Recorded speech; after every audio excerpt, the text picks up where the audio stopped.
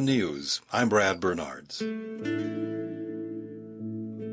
Chronicles of Hope is essential reading for seekers of inspiration and spiritual empowerment. This series offers nourishment for those on a path of increased awareness at this challenging time. Inspired by higher sources of wisdom, Chronicles of Hope delivers messages to lift your spirit with a roadmap of hope and guidelines for living a life of expanded consciousness. The guides offer powerful insight for mental, emotional, and spiritual growth at this critical tipping point for humanity. The message is clear. We must change. We have the power to raise our vibrational energy individually and collectively before it's too late. I am Lois Herman, author of the best-selling Chronicles of Hope series and host of the Inspiring Hope radio show at WSMN.live or 95.3 FM. You can find me at loisherman.com or chroniclesofhope.net. The views and opinions of the following show do not reflect those of WSMN, its owners, and/or associates.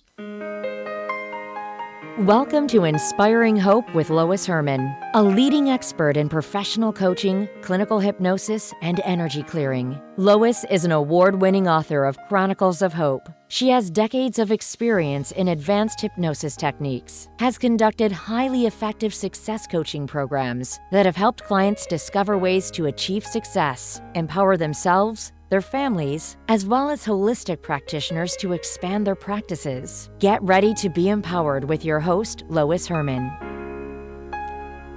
Good morning and welcome to Inspiring Hope. I am your host, Lois Herman, and I'm here to inspire you with positive messages as we celebrate people who are making a difference in our world. When we focus our thoughts and energies on truth, honesty, and integrity, we create powerful shifts that cause us to be more positive and peaceful.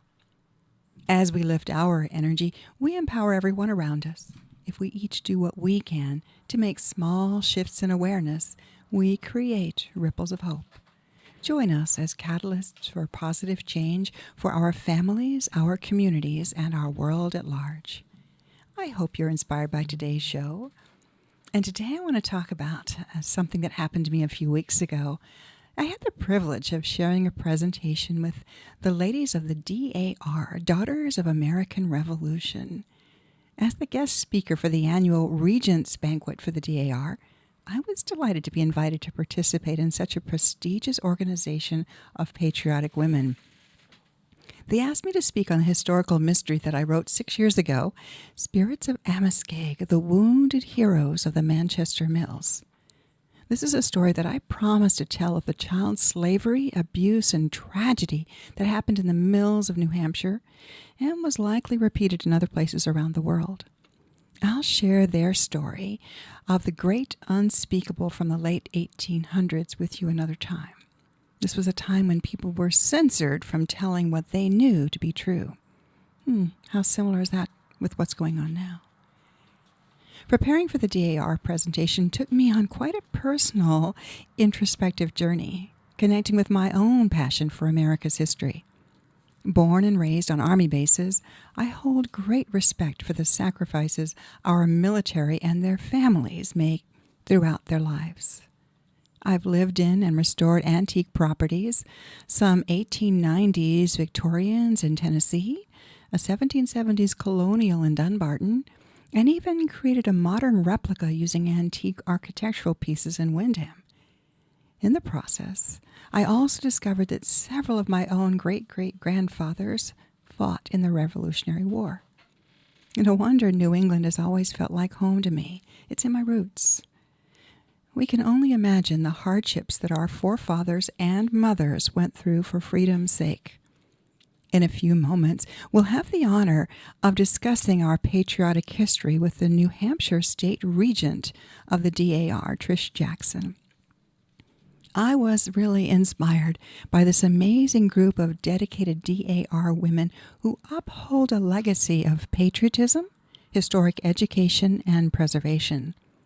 They remind us of the importance of the Constitution, upholding the rights our ancestors fought, sacrificed, and died for.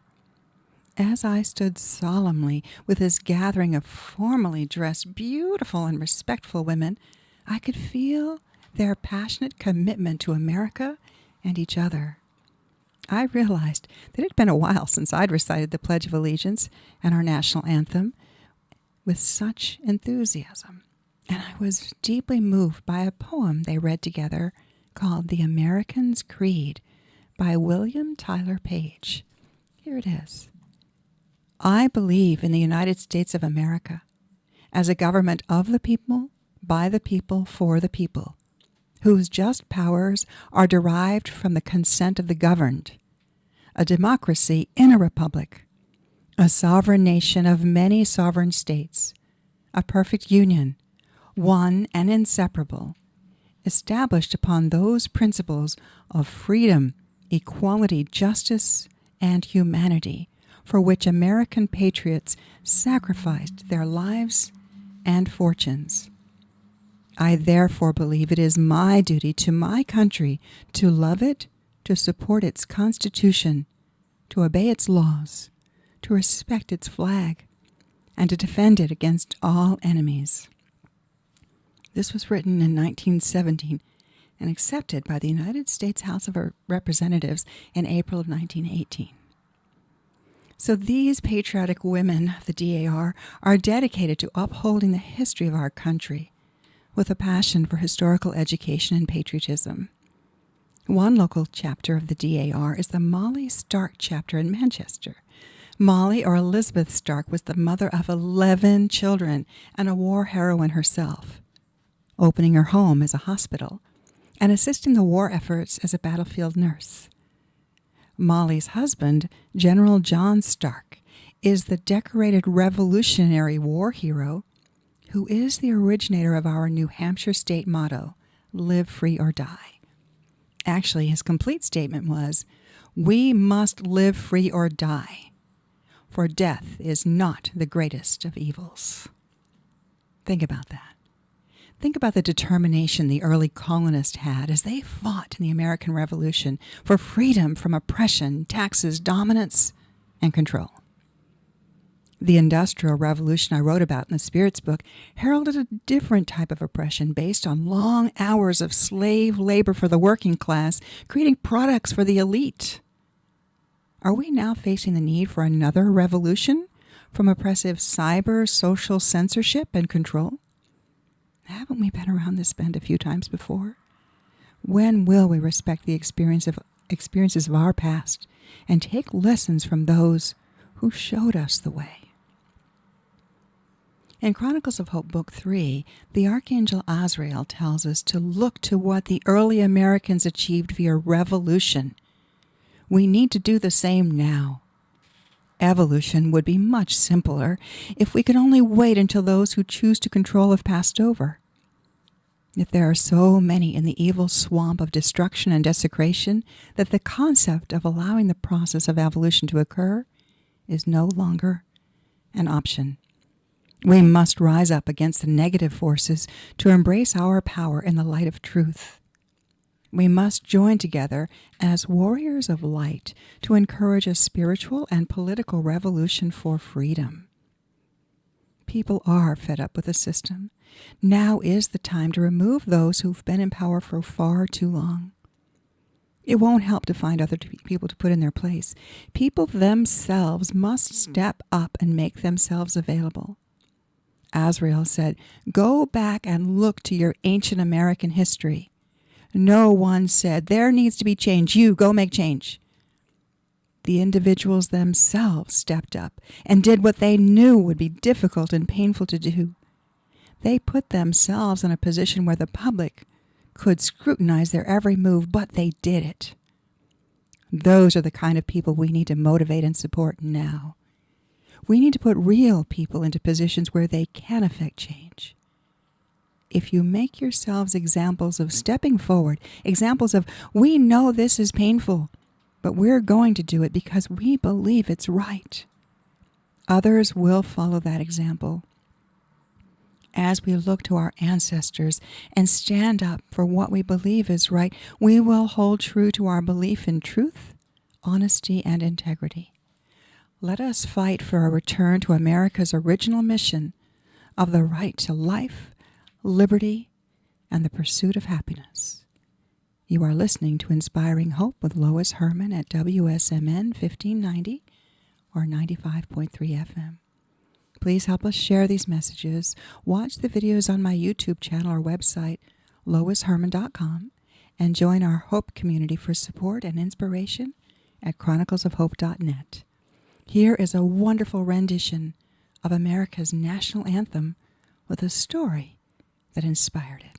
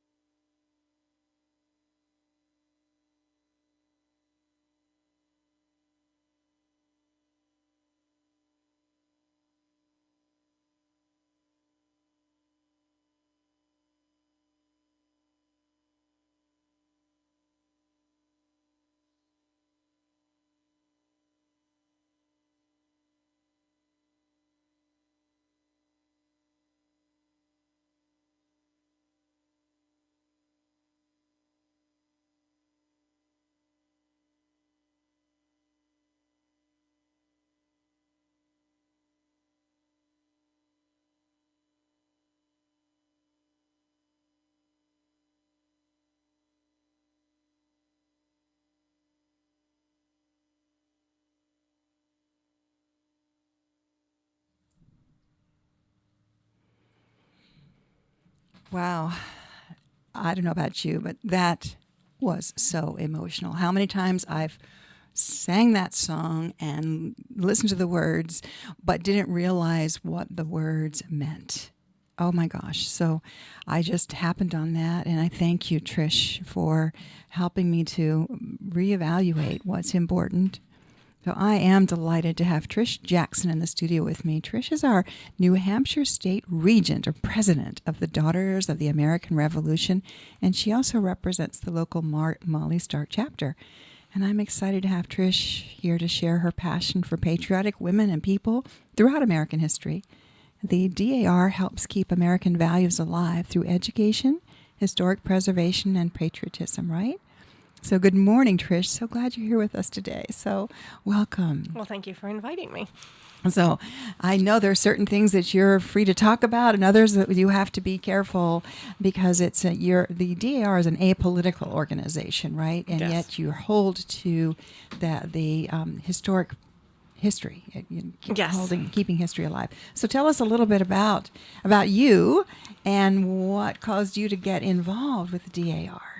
Well, I got involved, as you know, the DAR was founded in 1890. Okay. And it is a nonprofit, non-political volunteer women's service organization dedicated to promoting patriotism and preserving American history. And so those are two things I hold very dear to myself. Absolutely. Those are near and dear to my heart. Yes. So I wanted to be a part once I didn't know what the DAR was 25 years ago. And Yeah. sadly, I wish I'd known sooner. Right. But I've always been... I support the troops. I've always been involved in my local community, and this was just a natural fit. I found a group of like-minded women, forward-thinking women, Yes. who had similar values to what I did. So that's, I researched, found out I had a patriot. Yeah. And my patriot is Daniel Thurston. He's out of New York. He was part of the Albany militia.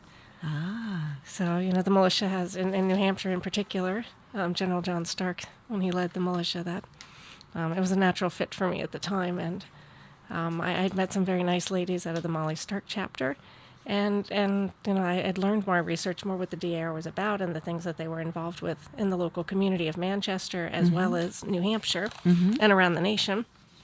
And so I was very excited to join and be a part of all of that. Wow. And it is interesting to revivify. I think you can squeeze that together a little bit so it won't slide. There you go. To re-engage with history. I know for myself, like I said, I've long been curious about restoring old houses and the history behind the houses and history of what all has happened. But I've recently, especially since these messages came through from spiritual guides, who would think, I've been really more focused on learning more about our American history. And I also had the distinct privilege or serendipitous honor of living just a mile or so from the Molly Stark house in Dunbarton. And I had done a bit of research when I was working on my 1770s colonial, so I came up with a lot of little interesting trivia about the people and the history. And I mean, it was hardship. It was not an easy life for these people. Colonists aside, then the battle and the wars, and it's just amazing what people went through, and just to fight for our freedom, for the right to, life, liberty, and the pursuit of happiness. That is the foundation. And it's as if we've gotten a little complacent in this day and age, have we not? Well, that's, I think, part of what the DAR does. We're involved in the community. Yes. We're a positive force in many different areas. The Service to America Committee, which is the national committee, but all of the states around the nation and the world actually participate. And it gives you an option, the ability to make a difference in your community. And so what kind of things do you do? I know that some of the different chapters do a lot of work helping veterans and veterans' families. So what kind of things does the DAR do? Well, most recently in the pandemic, all around the nation, over 1 million masks were made and distributed to, within the communities wherever they were needed. So I think that's a lot of sewing to do. It sure is. But it really goes to the history of the DAR. Wherever there's a need, Yes. the DAR jumps in, and they're the first ones to roll up their sleeves, and along with many other groups in the community, and Right. find a way, to help their fellow mankind. Yeah. And during the pandemic, the masks were essential, and there was such a short supply. Sure. So that was one thing they did. We've supported all the first responders. These first responders with the pandemic took on a whole different meaning. Oh, boy, did they ever. So we were out there trying to support the hospitals, donations, anything that they needed. Yes. Yeah. And that happened in New Hampshire. We had a big postal initiative within New Hampshire, which was something unique. What is that? State. Well, they're also first responders. They kept the mail going. Oh, yes. So right. if you looked at the post offices, we had daughters all around the state that had brought in big banners saying, the DAR supports our first responders. Okay. Because they, as you said, they kept the mail going, and they were also out on the front line. They were delivering those packages and going to houses. Sure. So we wanted to thank them. We were thanking, obviously, the nurses and the doctors and any type of health care.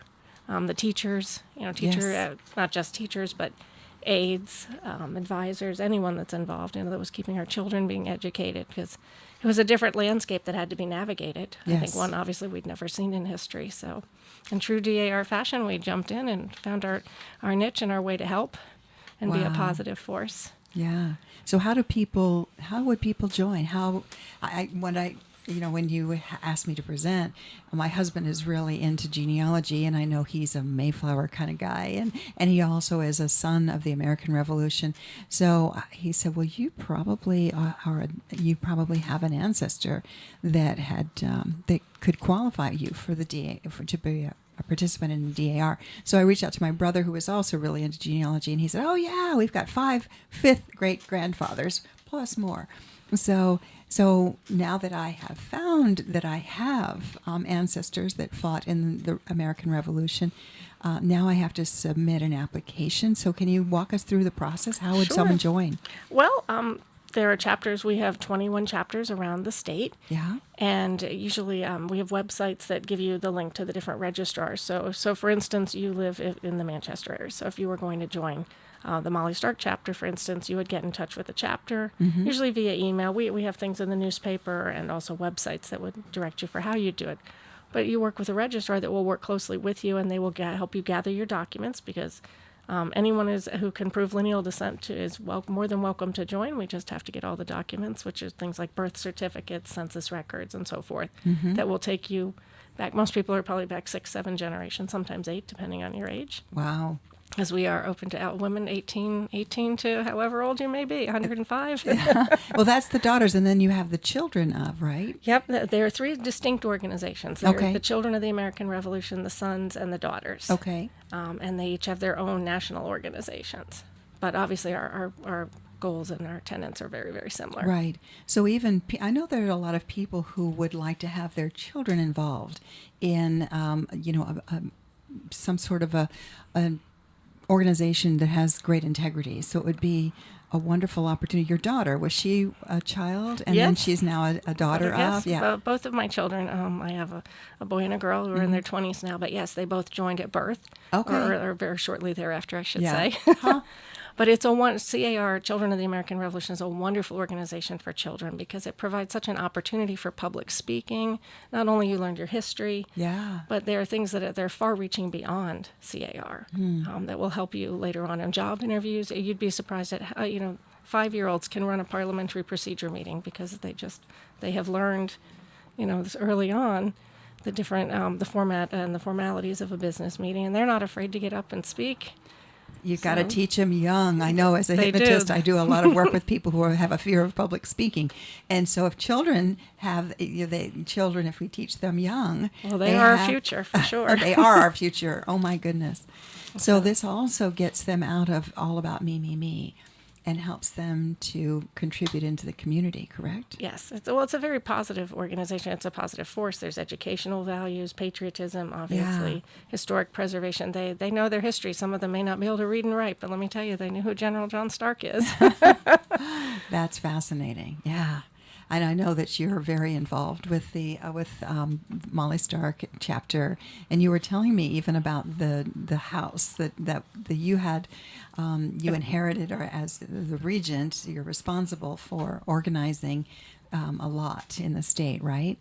Yes, a state regent. The Stark House on 2000 Elm Street in Manchester. That's actually the boyhood home of General John Stark's father, Archibald. Okay. So he lived there briefly, but that is the home that the Molly Stark chapter, those ladies are the caretaker of. I see. So they keep it. They, in the late '60s, when the city was going to tear it down because of the modern urbanization with the bridges that were going in, they were able to work together with the community, and they moved it uptown to its current location. So they actually bought the house for, Yes. did you say $1?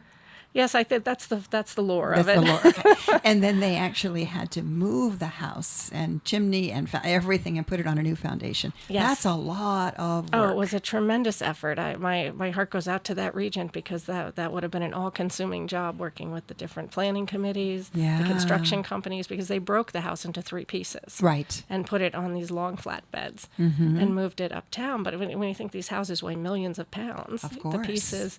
Yeah. And I think I told you about the funny story. We laugh about the Coke bottle. If you remember the little green Coke bottles in the Yeah. 1960s, they would put that on the beam, and that's how they knew if the house was going to tip off or fall, or was in danger of falling off. So that was someone's job. They had to watch this little Coke bottle and make sure it stayed steady. Yeah. And obviously it did, because the house made it up there. The simple techniques. But when you see even the pictures, the old pictures, the power lines that were across were much lower then than they are now. So Sure. they had people, that was their designated job, was to hold the power lines up As they moved. as the house went through. Yeah.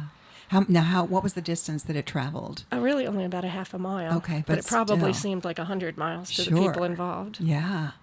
Wow. So I love that. I've long had, as I was saying in my monologue, I've long had a history of preserving our ancient structures. I've done a lot of travel around the world, and I love looking at all the beautiful architecture that was. And even now, this post and beam 1770s colonial that I restored, the floors would sag, but the walls, because it was post and beam, which meant that the house was built with the structural beams.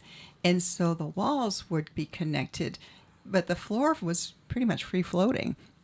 And so it's interesting to learn of the different architectural history and how they built things and why, and the notched and the peg and the post and stuff. It just was, I've always been fascinated by, even the Victorian house that I worked on with all the beautiful filigree and the turns and spindles and balconies. But it's such a different type of architecture than the old colonial. Right, and this had the giant center chimney, which Yes. was huge compared to, the chimneys you see today. Sure, because they cooked in it. That was their heat. It was everything. They Right. gathered around the right, chimney. it covered the whole landscape upstairs and downstairs. Yeah. And each. So that was quite a feat to move that. So it definitely was a testament to the fortitude of Yeah. those ladies, the 1960s. And you said that when they moved the chimney, so the chimney is freestanding. The house is built around it, right? Yes. And so you ended up with a situation with that, even, didn't you? Yes. Well, there were other chimneys attached, and we did have a problem at one point where one was falling off and had to be fixed. So Yeah. there's always some interesting architectural things, Yeah. especially when you move a house, because it's not the original foundation. Sure. So things get a little bit destabilized, and Yeah. over the years have to be restabilized. Yeah. So keep preserving the old history of our architecture, it's not just our country. It's interesting. I've been watching TV series called Churn, which has to do with the American Revolution, and it's fascinating.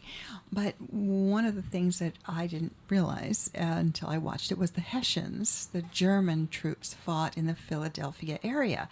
And I've lived through and been through that area quite a bit, and I've often thought, wow, this looks like Germany. It looks like the housing structures of Germany.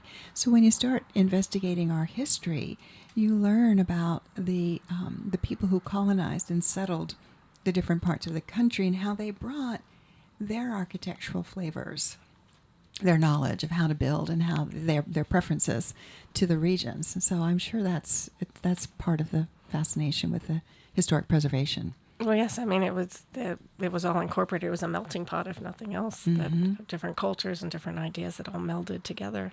Yeah. To form the fabric of our country.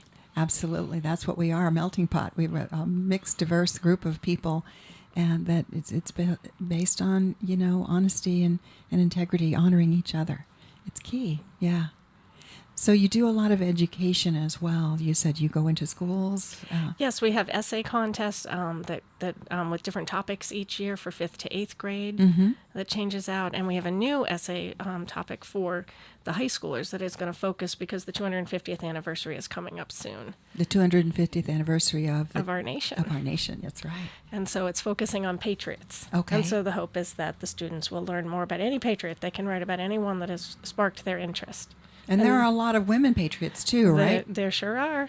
So we hope to see some essays on that. That would be great. Yeah. To see some of them write about the different, as you said, Molly Stark, she was definitely a heroine of the Revolution. And there were many, many other women as well. What was the other quote that he, John Stark called her Molly, that was his nickname for her. Yes. But he had a couple of different statements that he would refer to her. Yes, he has one other famous one where he says Molly sleeps a widow tonight. So basically saying if we don't win tonight, we're going to fight to the death. Otherwise Molly will sleep a widow, yeah. But actually he was the only one who called her Molly. If you or I were to meet her today, we would call her Elizabeth. In fact, our reenactors remind us when we wish we have a happy birthday celebration as a chapter. And the lovely woman who plays her, I called her Molly, and she kind of tapped me and said, "Oh no, dear, it's Elizabeth," and she was absolutely right because I'm not the general. So you have reenactments. Yes, we have reenactors that come in and they portray, and they're in total character. So the general will portray it, and it was funny. Someone said, "We love your house, General," and he said, "Well, I'm glad you like my father's home," because he was reminding them that this was his boyhood home, not his official home with Molly. And the Molly Stark home in Dunbarton was actually Molly's childhood home. Is that correct? Yes, that's more the Page house. The Page house, yes. Yeah. Because she was a page. Mm-hmm. And that's actually Page's corner right there. Yes, the Four Corners. The Four Corners, yeah. And actually, one of the members, her name is Lorraine Allen, she owns that house right now. Oh. She's a member of Molly Stark. It's a beautiful home. Oh, it is. They've incredible historical accuracy that they took great pains to replicate it, and it's beautiful. One of the interesting things that I learned living in the old 1770s and restoring this old house is that there are, the way that the old houses in New England, and they're called New Englanders, is they usually had a center chimney or twin chimneys because that's where their heat was for, or that was their heat source and cooking source, etc. But then there was an L off the back that led to a barn. And that's because the snow gets a little deep around here. And in that L is where they would keep their chickens and their wood pile and the outhouse and all the things that they would need to survive and to get through to get to the barn, because the barn is where the farm animals were, but not in that L was maybe a carriage. That might be the carriage house, but it's really interesting that there's a reason behind all of that. Yes, and we have actually in the Stark House on Elm Street that our L is now our meeting room. That's the place that the chapter meets, and other groups sometimes rent the house out, and we'll also use that room. But we laughed that, yes, the chickens and the horses. Yeah, that was there. And I also had heard that many of these homes were out in the country, and that was what was called the summer kitchen. Have you heard this? Yes. Yeah. So the field hands would come into that part of the house in the summer, that because it was cool. It was cooler. They wouldn't be heating the whole house. The winter, the kitchen was used because it would heat the house, but in the summer you wouldn't want to heat the house. So they would have the summer kitchen, but that was also where they would do their canning, and the big wood stove would maybe bathe people, and but it was in that wing. It was separate from the main house. I just love the history of how people used the houses and how it's evolved over the years. Well, I suppose we still repurpose it. We do have a modern outhouse that is a part of the L. Yes, yeah. But it is still a very long, long room. Yes, where exactly. we have it now. There's a statue from the World's Fair, not a statue, a painting. They used to hang in the mayor's office of the general, and so he looks down, on us, always smiling. Oh, that's awesome. Well, he was very well known for many different things.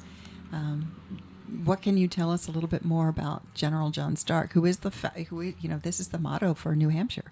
Yes, he's the hero of Bennington. Arguably, perhaps the war could have gone a different way had we not won that battle with the forces that he commanded. Mm-hmm. But there's also a famous statue in Wilmington, Vermont, of Molly that kind of shows testament. I like it because of the woman. She's got a baby or a child, a toddler on one hip, and then on the other hand she has a musket. So to me that's the multitasking of Yes. of the women of the time period. And you could only imagine that the men were off to war. So the women had to, now they're having to tend their own fields, tend the kids, and fight off insurgents from their own home. Yes, they literally kept the home fire stoked and Yes. things moving along because Yeah. the war went on for many, many years. It was 7 years, right? Yeah. 7 or 8 years, yeah, crazy. And so it's incredible what these women were doing. I mean, the men as well, obviously, but Sure. they're behind every man. There's a great woman. That's exactly right. And are there books that you share with people? I mean, is that part of the history? Is that you have lists of books that people can learn more about our American history? We do at the Stark House. Yes, we have a library, and it has every John Stark or Molly Stark, anything that's ever been written about them that people can come in and they can make copies or they can read up there if they'd like. But we do for our new members when they join. We always have a book on the Starks that we give them as a part of Nice. a welcome gift Yeah. to the group. Yeah, I know for those of you in New England, even in New Boston, there's Molly Stark Tavern. So Molly Stark is fairly well known in this part of the country. She's a famous lady, yes. Yeah, little would she know. I could only imagine mother of 11, and everything else that she did. So. Well, we also celebrate the anniversaries. The Battle of Bennington, most recently, that was a week and a half ago. Yeah. So it's Stark Park in Manchester. So for this particular chapter, all the chapters have different patriot ancestors they're associated with. I see. And they will celebrate the different historic events associated with those. But for the Stark ladies, that's something we just most recently placed a wreath down at the Stark Graves Nice. site in honor of his contributions to the war. So you also talked about that there is an event coming up that has to do with the ringing the bells. Oh yes, Constitution Week. What is that about? Well, everyone around the nation, you ring the bell on Constitution Day, September 17th. Okay. It's obviously a week. Congress enacted and created a week-long celebration. But at the beginning of it, it is tradition to ring the bell. So I call it like Hands Across America. You're ringing the bells. There are ladies and school children and different people ringing bells all across the nation at 4 o'clock On September 17th. Yes, on September 17th. So if you're at the John Stark House, you could come and ring a bell with the group. Yeah. Some will be ringing it at the State House. We meet with the governor earlier in the week. He signs a proclamation about the week. I think it's so important. Having lived a lot in Europe, every town had a church with a steeple that had a clock tower or a bell tower, or maybe it wasn't even a church, but there was usually a clock tower or bell tower. So no matter where you were in the town, you could look up and tell what time it was, and it would also chime. So we do have, around here, we do have certain churches that still ring out the bells of time. I love it when I hear the bells chiming because it takes me back to my childhood and the years that I spent in Europe. So is that the kind of bell that's being rung? The church steeples, the bells? It's all kinds of bells. We will be ringing individual bells. So if you think of the little school bells you might have seen on the Little House on the Prairie movies, those kind of bells that you ring. Okay. And for New Hampshireites, the Constitution, we're with the 9th and ratifying states, so that one's very near and dear to our hearts. Okay, so tell me about that. Well, the states had to ratify it after, and New Hampshire was the 9th one. So there, if you go to there's Constitution Rock. It is up in Concord. Okay. And so we celebrate that. That was in June, and we had a big celebration, and we popped some champagne to celebrate the anniversary this is the stuff of it. that I don't know this stuff. This is great that there, and that was what struck me being around. Oh my goodness, there were 140, 150 women, and let me tell you, they were all decked, and you had this gorgeous, sequin well, this was gown. our big banquet ball. Yeah, and handling the flag with gloves, and there was just so much respect and reverence, and it took. Flag etiquette is a very important component for us. We try to teach it. We make sure we try to follow it as best we can. And see, being raised as an Army brat, I say, on military bases, there was taps every night. And we would stop wherever we were, 5 o'clock, taps would play. And wherever we were, as children, we would stop and put our hands on our heart and wait as the flag was lowered. And there was just such a respect and reverence for our flag, for the people who are fighting, even recently. And then it goes back to the history of the people who have fought and died for our country. Well, and most recently, if anyone was at the Sandwich Old Home Days up north, Okay, yeah. one of our chapters, the Pemigewasset Valley chapter, they had a wonderful booth on flag facts. So it was all decked out in red, white, and blue. And they had different, like the cornhole, you could throw the cornhole for different facts, and you get win prizes and things like great. that. Yeah. So Our Ladies are out in the community, just trying to get this kind of information out in a Sure, fun way. And sure, teaching the children and some of us older children. Yes, I mean, you're never too old to learn a different fact about the flag. Absolutely, yeah. So those are just the different kind of things that Our Ladies, they're out, as I said, they're out in the communities. They're educating on a variety of topics. Right. And not just educating, I guess they live the flag etiquette. So it's just something that's a part of their That's fibers. wonderful.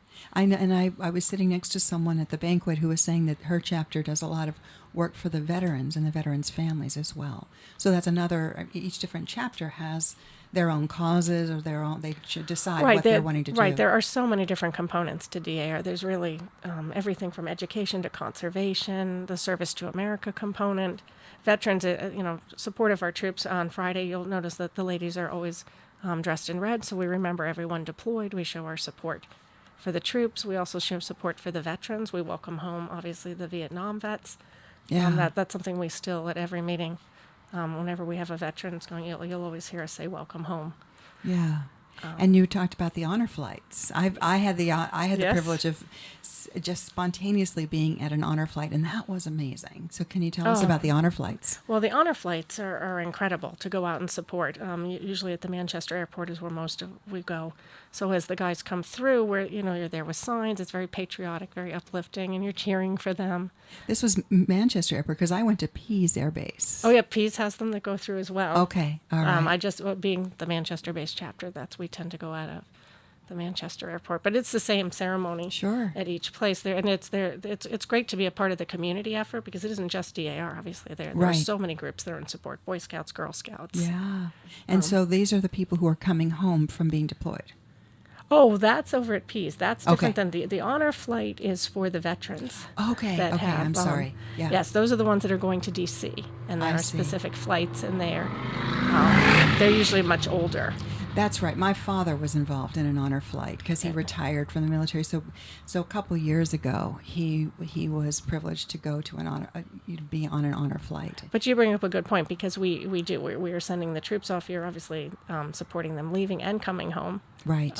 Same thing with the honor flight. They leave very early in the morning and they come home very late at night Yeah. from Washington, and there are people is- to welcome and cheer them on. What is the one at Pease called?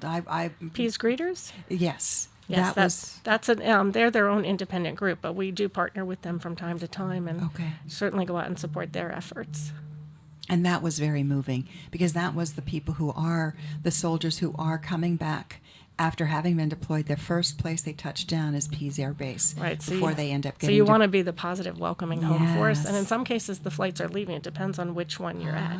Okay. Sometimes we're sending troops off, and it's a big, want to encourage Yeah. them as well. Sure, to support them. Yeah. Wow. It's pretty fascinating. I'm excited to get involved more and be around other people who have that passion for patriotism and for standing up for helping each other. There was just a camaraderie that I felt among this incredible It is, like I said, it's a like-minded group, and that was something that drew me to it, is that it was just this whole group of women that were from all walks of life, different backgrounds, different upbringings, different professions, but everyone had there was a common thread of patriotism through them. Right. And so we look forward to working on your membership journey. Yeah. And it is a journey when people join because, there's so much work that has to be done to get your application through. Sure. And sometimes you get lucky and you're a third or fourth generation. I was not. I was the first in my family to join. So. Yeah, I don't think there's anybody else that has joined in my family. Well, you're but blazing a path. It's not the first time. That's been kind of the story of my life in many ways.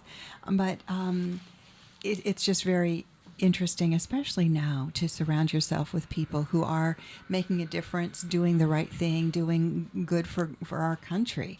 And, it was definitely, there was order in the whole Robert's Rules of Order. I've been involved in so many different business meetings before, but there was also a sense of independence. Each different table had their own flavor, and it was just a lovely group of. That's what I said. Together, we're a wonderful quilt. Everybody, I guess the fabric weaves together nicely. Or my state project rather is. We're a pollinator garden, so I've always joked and said we're all different flowers, but together we make a wonderful garden. I love that. I'm going to use that. You're more than welcome to. That's wonderful. So how will people find you? How would people find you? Well, they can go, they can find us on the website. We have a local website, nhssar.org. NHS, New Hampshire State. And New Hampshire State Organization, DAR. Okay. Is one place. Okay. NHS. DAR. Okay. .org. There's also Facebook sites that we have. The New Hampshire Daughters, State Organization Daughters of the American Revolution. Let's just send them to one place. Yes. So you can find us in many places, but usually things that run in the newspaper, all the press releases. Sure. Have different. And people can visit different of your chapter meetings and stuff too. Do they have to be a member to attend the different meetings? Nope, they are more than welcome. Anybody is welcome to join us. Nice. And as I said, there's 21 chapters around the nation. They're around the state, rather. Yay. And they all have a different flavor, and everybody, you'll be welcome at any of those. Wonderful. So every area around the state is represented. Well, thank you so much for the work you're doing. And I know this is a lot of dedicated effort. Thank you for what you're doing, and thank you so much for being here and sharing with us today. Well, thanks for inviting me. So we have maybe a minute left. Is there any last thought that you'd like to share? If somebody's interested, what would you encourage them? If someone's interested, seek us out. Come to a meeting. Come to an event. Mm-hmm. Come see what we're all about. Mm-hmm. I think if you come, as you mentioned, the excitement. There's always a lot of excitement. All of our chapters bring wonderful things to their communities, and I think if you come, you will see if that's something you're interested. If you're interested in community involvement, veterans, patriotism, education, there's something for everyone. That's wonderful. I know you've invited me to speak at your local chapter in October, and I'm actually we're going to communicate with the spirit in the house. We are looking forward to you coming, yes. It's an old house. That's wonderful. Well, thank you again, Trish, for being here, and thank you, listeners. And you can find us here every Sunday morning at 9 a.m. at WSMN.live, and you can find the replays at loisherman.com. Until next week. Look up, stay positive, and be the light in someone's day. God bless.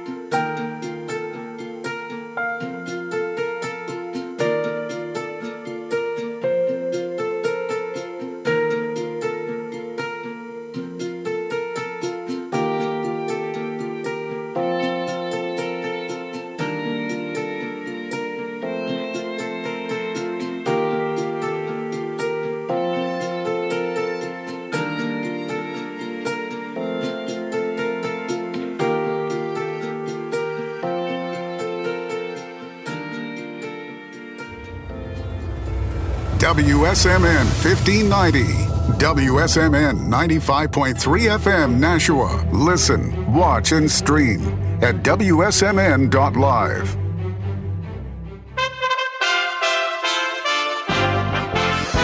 USA Radio News. I'm Brad Bernards. The president of one of Louisiana's